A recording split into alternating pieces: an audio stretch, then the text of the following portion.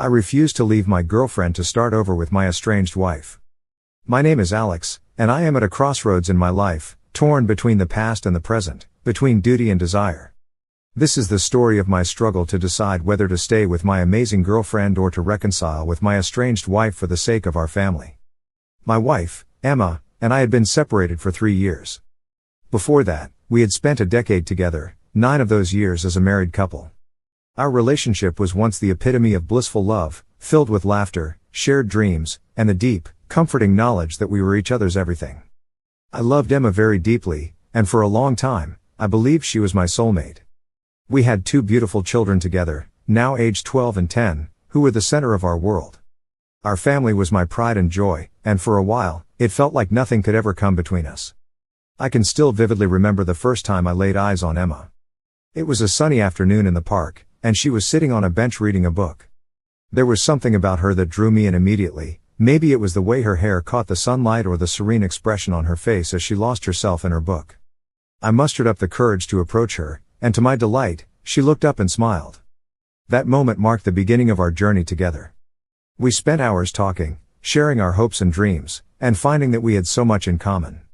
Our connection was instantaneous and electric. We dated for a couple of years, and each day brought us closer together. We complemented each other in every way, balancing out each other's strengths and weaknesses. When I proposed, it was under a sky full of stars, and the look of joy on her face when she said yes is something I will never forget. Our wedding was a beautiful celebration of our love, surrounded by family and friends who all believed, as we did, that we were perfect for each other. The first few years of our marriage were idyllic. We traveled, explored new places, and built a home filled with love and laughter. We talked about our future, our dreams of starting a family, and growing old together. When our first child was born, it was one of the happiest days of my life. Holding our baby in my arms, I felt a surge of love and responsibility. Emma was an incredible mother from the very beginning. She was nurturing, patient, and devoted. Our bond seemed to grow even stronger as we navigated the challenges and joys of parenthood together. 2 years later, our second child was born, completing our family. The house was filled with the sounds of children's laughter, and our hearts were full. However, things began to change after the birth of our second child. The intimacy that once flowed so naturally between us started to wane. Initially, I attributed it to the exhaustion and demands of raising young children. But as time went on, it became clear that this was not a temporary phase. It became something I had to beg for, a painful reminder that our connection was fraying at the edges. Emma never initiated it, and I faced rejection 99% of the time. At first, I would bring it up gently, hoping we could address the issue together. I would choose moments when we were relaxed and alone, away from the chaos of daily life. Emma, I would say, I miss the way we used to be. I miss being close to you. She would listen, but her responses were always the same. She would accuse me of nagging her, telling me that I was making a big deal out of nothing. Each time she brushed off my concerns, a small piece of my heart broke. I tried different approaches, thinking that maybe if I did things differently, she would understand how important this was to me. I planned romantic dinners, surprised her with flowers, and even suggested weekends away from the kids. But nothing seemed to make a difference. The more I tried to communicate my feelings, the more distant she became. The turning point came one evening when we were watching a movie together. I reached out to hold her hand, and she pulled away, muttering something about being tired. I felt a surge of frustration and sadness. I turned off the TV and looked at her, trying to keep my voice steady. Emma, we need to talk about this. I can't keep feeling like this. She sighed, clearly exasperated. Alex, we have our children now. Isn't that enough? Why do you keep pushing this? Her words stung more than I cared to admit. Because it's important, Emma. We can't just ignore this part of our relationship. It's not just about sex, it's about feeling connected, feeling wanted. She rolled her eyes, and I could see the walls going up again. I'm happy, Alex. Why can't you be happy too? Why do you have to make everything so complicated? I sat there in stunned silence, the weight of her words pressing down on me. It was clear that we were on completely different wavelengths. I felt lonely and rejected, while she seemed perfectly content with the status quo. I realized that this wasn't just about physical intimacy, it was about a deeper emotional disconnect that I didn't know how to bridge. The following weeks were a blur of tension and unspoken words. I found myself withdrawing, not knowing how to reach her anymore. I suggested we go to marriage counseling, hoping that a neutral third party could help us navigate these troubled waters. She reluctantly agreed, but it was clear she wasn't invested in the process. During one of our sessions, the therapist asked Emma why she thought we were there. She hesitated for a moment before responding, "Alex is unhappy with our sex life. He thinks it's a big problem, but I don't see it that way." I felt a lump form in my throat as I listened to her. The therapist gently probed, asking her to elaborate. That's when Emma snapped, her voice filled with frustration. "We have our children now, so what is the point of sex?" The room fell silent. The therapist looked taken aback, and I felt like I had been punched in the gut. Emma's words echoed in my mind, a cruel confirmation of my deepest fears. She quickly tried to backtrack, saying it was just a joke because she felt cornered, but the damage was done. Her statement hung in the air, a stark reminder of the chasm that had opened up between us. After that session, Emma made a brief effort to disprove her statement by paying more attention to me. She would initiate conversations, make an effort to be physically affectionate, but it all felt forced and temporary. Within a week, she reverted to her old ways, and I decided to drop the subject altogether. I thought that when she was ready, she would come to me. But she never did. 8 years passed in this emotional limbo. Our physical relationship never recovered, and the emotional distance between us grew wider. I found solace in focusing on our children and my work, but the void in my heart remained. A year before our separation, I reached a breaking point. I told Emma that I was unhappy and needed things to change. I suggested another round of marriage counseling, along with sex therapy, hoping against hope that we could find a way back to each other. But she was dismissive, insisting that she was content and couldn't understand why I wasn't. It was then that I knew I had to leave, not because I didn't love her, but because staying would mean losing myself. The decision to leave was one of the hardest things I've ever done. It took me a year to prepare, to put my affairs in order, and to find a place where I could live close enough to co-parent our children effectively. When I finally told Emma, she was shocked but not surprised. The separation was amicable. We both wanted what was best for our children, even if it meant we couldn't be together. By then, my love for Emma was still there, but it was overshadowed by a growing sense of frustration and loneliness. It's often said that people leave when the love is gone, but for me, it was the love that made it so hard to leave. It took me a year to put my affairs in order, to gather the strength to tell Emma that I was leaving. I found a rental near our home so that we could co-parent more easily, hoping that the proximity would lessen the impact on our children. Adjusting to single life was both a challenge and a revelation. After a decade of marriage and 3 years of a strained separation, I found myself alone in a small rental not far from the house Emma and I had shared. The echoes of our past life together lingered in the empty rooms, and the silence was deafening. My children visited regularly, their laughter and presence providing brief respites from the loneliness that otherwise enveloped me. The first few months were the hardest. I struggled to adapt to the solitude, to the absence of familiar routines that had once defined my days. Mornings were especially difficult. I would wake up and instinctively reach for the empty space beside me, only to be met with the cold reminder that Emma was no longer there. The bed felt vast and uninviting, a stark contrast to the warmth and comfort I had once known. In an attempt to fill the void, I began to explore the world of casual relationships. I joined dating apps, attended social events, and tried to meet new people. These encounters were fleeting, often leaving me feeling more empty and disconnected than before. Each date was a reminder of what I had lost, and I found myself comparing every woman I met to Emma. No one seemed to measure up, and the superficiality of these interactions left me longing for something deeper, more meaningful. Just when I was beginning to lose hope, I met Lily. It was at a mutual friend's birthday party, a casual gathering that I had almost skipped.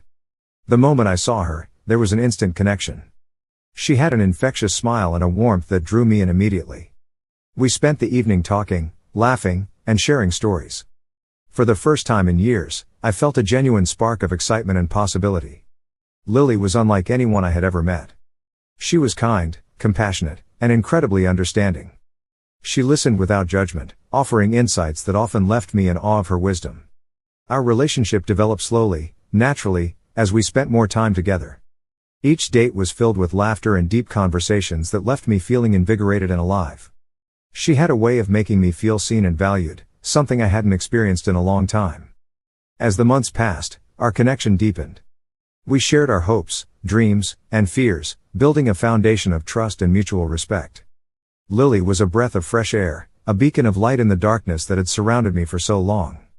She encouraged me to be myself, to embrace my passions and pursue my dreams. With her, I felt a sense of freedom and possibility that I had almost forgotten existed.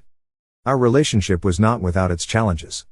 I had to navigate the complexities of co-parenting, balancing my time between my children and Lily. There were moments of guilt and doubt, but Lily was always patient and supportive.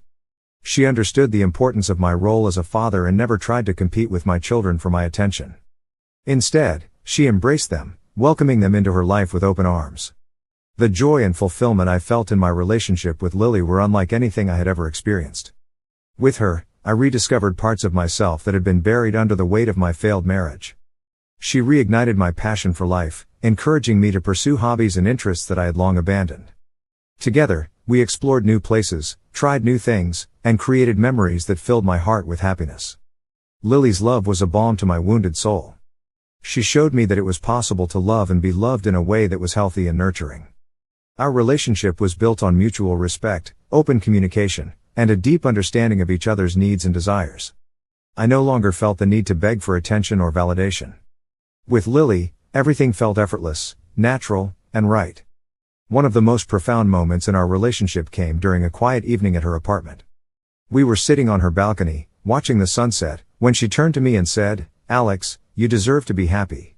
You deserve to be loved for who you are, not for what someone else wants you to be."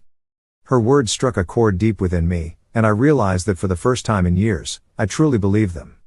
Lily had given me a gift that was priceless, the belief in my own worth and the courage to pursue my happiness. She had shown me that love could be a source of strength and joy, not just a source of pain and frustration. With her, I felt a sense of peace and contentment that I had never known before. As our relationship continued to grow, I found myself envisioning a future with Lily. I could see us building a life together, filled with love, laughter, and endless possibilities. She had become my partner, my confidant, and my best friend. The thought of losing her was unbearable, and I knew that I wanted to spend the rest of my life with her. In comparison to my previous marriage, my relationship with Lily was a revelation. The joy and fulfillment I felt with her were a stark contrast to the years of emotional turmoil and disconnection I had experienced with Emma. With Lily, I felt whole, complete, and truly happy. She had brought me back to life, showing me that it was possible to love and be loved in a way that was healthy and enriching. It was a typical Saturday afternoon when the phone rang. I was in the middle of organizing my apartment, a task I had been putting off for weeks. The ringtone cut through the quiet, and I glanced at the caller ID. It was my mother.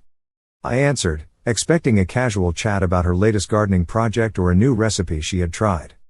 "Alex," she said, her voice unusually serious, "I need you to come over. We need to talk." "Is everything okay?" I asked, my heart rate quickening. "Just come over," she insisted. "It's important." I agreed and hung up, my mind racing with possibilities. I couldn't shake the feeling that something significant was about to happen. As I drove to my mother's house, I couldn't help but think about the past few years and how much my life had changed since the separation from Emma. Little did I know, this visit would bring a new twist to my already complicated life. When I arrived, my mother was waiting for me at the door. Her expression was a mix of concern and determination. She ushered me into the living room, where, to my surprise, Emma was sitting on the couch. The air was thick with tension, and I felt a knot form in my stomach. "What's going on?" I asked, looking from my mother to Emma and back again. My mother motioned for me to sit down. "Alex, Emma and I have been talking. She wants to discuss something very important with you." Emma looked up at me, her eyes filled with a mix of hope and apprehension. "Alex," she began, her voice trembling slightly, "I've been doing a lot of thinking over the past few months. I realize now how much I've taken you for granted and how much I've hurt you. I want us to try again. I want to reconcile." I sat there in stunned silence, the weight of her words sinking in. This was the last thing I had expected. For 3 years, we had lived separate lives, barely interacting beyond the necessary communication about our children. Now, she was asking to mend the broken pieces of our marriage. Emma continued, her voice gaining strength as she spoke. "I know I made mistakes, and I'm truly sorry.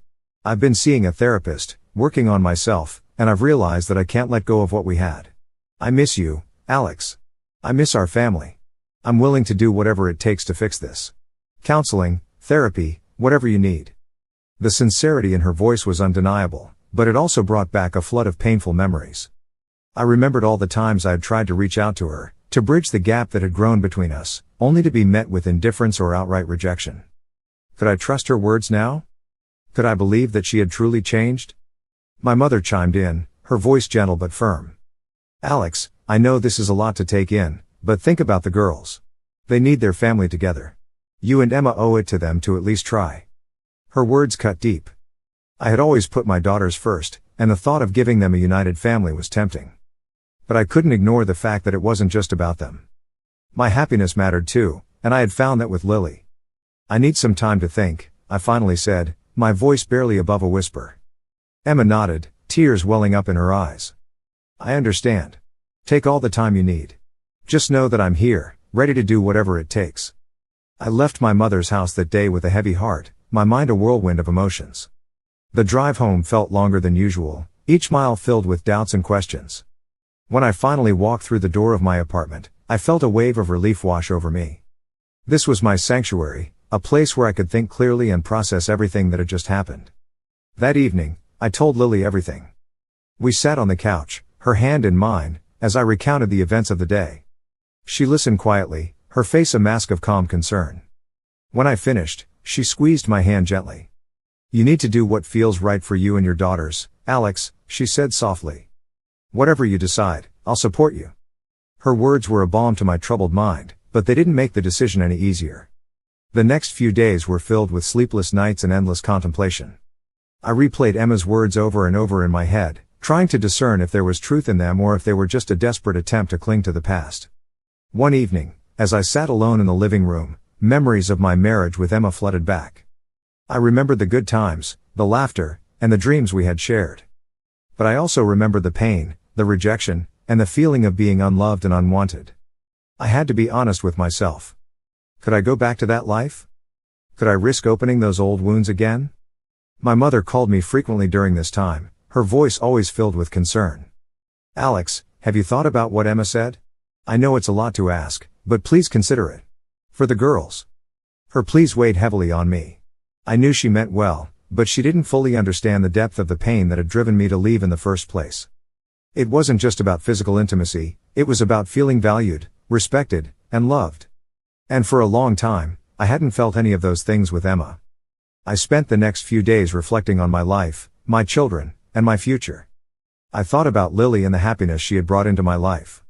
I thought about Emma and the history we shared, the good and the bad. And most importantly, I thought about my daughters and what was best for them. Finally, I reached a decision. I called Emma and asked her to meet me at a local park where we could talk privately. As we sat on a bench overlooking a serene pond, I took a deep breath and began to speak. Emma, I've thought a lot about what you said. I appreciate your willingness to try and fix things, and I believe that you're sincere. But I need you to understand that it's not just about whether we can make our marriage work. It's about whether we can both be truly happy in that marriage. Emma nodded, her eyes fixed on mine. I understand, Alex. I know I hurt you, and I'm so sorry for that. I just want to try, for us and for the girls. I sighed, feeling the weight of my decision settle over me. Emma, I've found happiness with Lily. She makes me feel loved and valued in a way I haven't felt in a long time. I can't just walk away from that. But I also can't ignore the fact that our daughters deserve a stable, loving environment. I paused, gathering my thoughts. I think the best thing we can do is to co-parent as effectively as possible. We can work together to give the girls the support and love they need, even if we're not together as a couple. I believe that's the best way forward for all of us. Tears welled up in Emma's eyes, and she nodded slowly. I understand, Alex.